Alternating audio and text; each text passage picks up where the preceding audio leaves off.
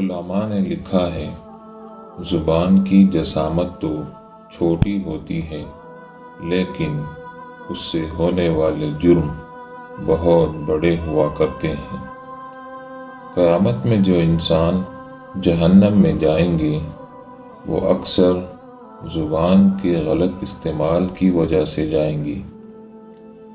تلوار کا زخم کچھ دنوں بعد ختم ہو جاتا ہے لیکن زبان کا زخم ہمیشہ تازہ رہتا ہے۔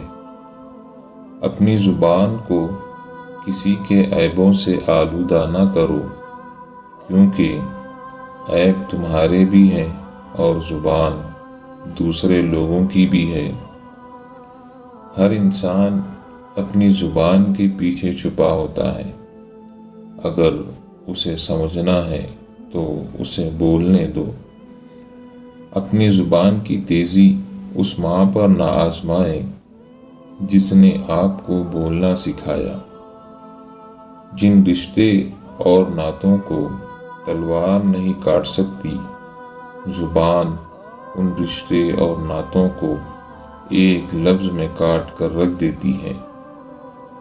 کڑوی زبان والے کا شہد نہیں بکتا، لیکن میٹھی زبان والے کی مرچیں بھی بک جاتی ہیں۔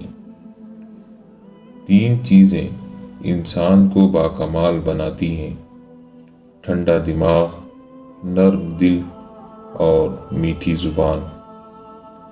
حضور صلی اللہ علیہ وسلم نے فرمایا، تم مجھے زبان کی ضمانت دو، میں تمہیں جنت کی ضمانت دیتا ہوں۔